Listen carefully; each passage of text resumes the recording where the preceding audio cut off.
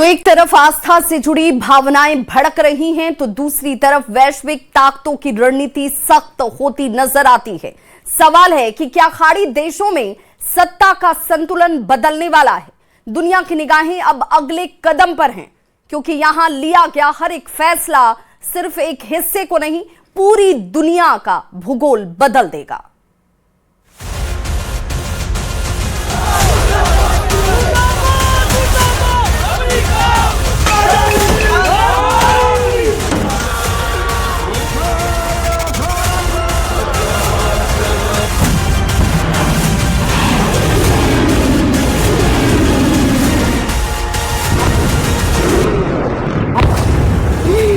Supreme leader की मौत, middle east में जंग का नया बिगुल।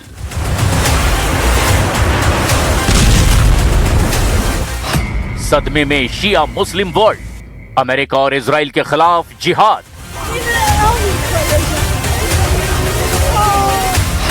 एक्टिव हुआ लड़ाका फोर्स, चुप बैठेगा या बारूद बोलेगा?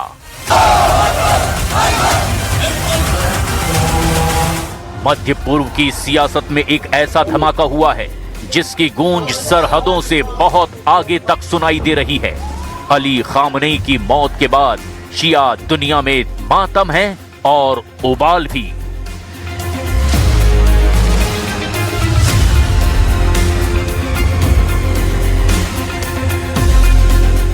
सवाल ये है कि क्या ये सिर्फ एक नेता का अंत है या बदले की नई इबारत की शुरुआत है? و اومدم اینجا که اینو هم به حکومت خودم نشون بدم، هم به نیروهای قویمون نشون بدم که من پا به پاشون هستم و مردم حضور خودمون رو اعلام کنیم. الان دقیقاً موقعیت ما رو میدونن، همونجوری که رهبرمون وسط جنگ موقعیتش رو میدونستن، موقعیت ما رو هم میدونن. ما حامی این نظامیم، ما این نظام رو دوست داریم، کشورمون رو دوست داریم، جلوشون هم محکم وای میسیم. اومدیم بگیم که هستیم. क्या रेजिस्टेंस फोर्स अब अमेरिका और इजराइल के खिलाफ खुली टक्कर का रास्ता चुनेगी? क्या जिहाद के नारे अब जमीनी हकीकत बनेंगे? मिडिल ईस्ट खामोश है, लेकिन क्या यह खामोशी आने वाले तूफान से पहले की है?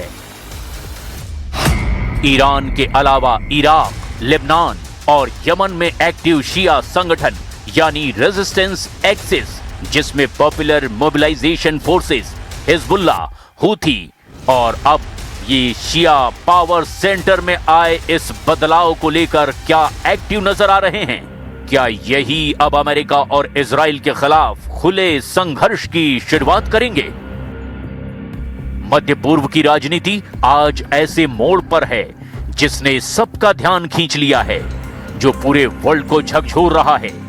ईरान के सर्वोच्च नेता अयातुल्लाह अली खामनेई की मौत की खबर ने शिया समुदाय में शोक के साथ गहरा गुस्सा भी पैदा कर दिया है।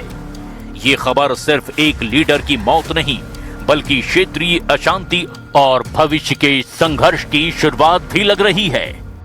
أيام العمر عشناها اليوم، والله العظيم مصيبة عظيمة ورزية، يعني ما أقدر أعبر لك أستاذ على عظم المصيبة.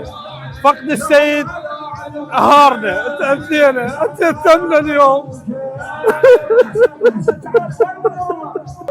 نحن اليوم كشيعة أيتام لا حول ولا قوة إلا بالله العلي العظيم. وسيعلم الذين ظلموا أي منقلب ينقلبون والعاقبة للمتقين. खामनेई की मौत के बाद प्रदर्शन की आग कई देशों तक पहुंच चुकी है। पाकिस्तान के कराची में उग्र प्रदर्शन के दौरान भीड़ ने अमेरिकी दूतावास परिसर के बाहर हिंसक प्रदर्शन करते हुए आगजनी और तोड़फोड़ की है। हालात बिगड़ने पर यूएस कॉन्सुलेट में तैनात अमेरिकी मिलिट्री के जवानों ने भीड़ को तितर-बितर करने के लिए गोली चलाई है, जिसमें कई लोगों की मौत हो गई है।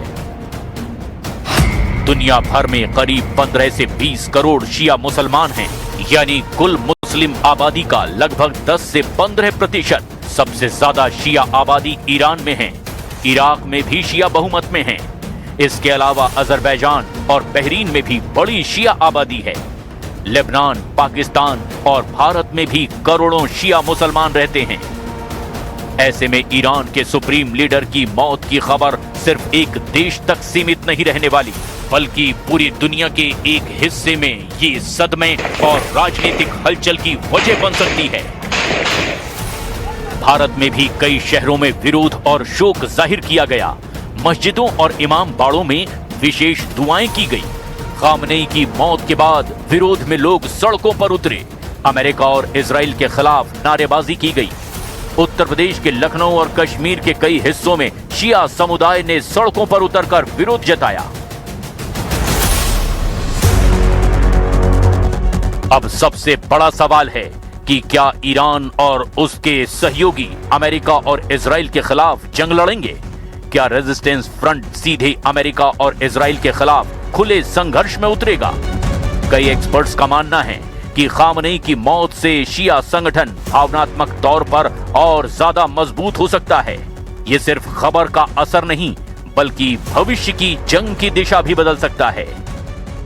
Israel stands before you today, having acted with the United States to confront and stop an existential threat before it became irreversible. The operation targets nuclear infrastructure, ballistic missile sites, the machinery of repression that fuels terror across our region. अब Iran के पास सीधी जंग ही एकमात्र विकल्प नहीं। Lebanon में Hezbollah, Iraq में Hashd अल शाबी और Yemen में हूथी ये मोर्चे दबाव बढ़ा सकते हैं। समुद्री रास्तों पर तनाव और साइबर वॉर की संभावना भी बन सकती है। ईरान हमेशा अपने नेटवर्क के जरिए प्रॉक्सी वॉर एक्टिव कर सकता है।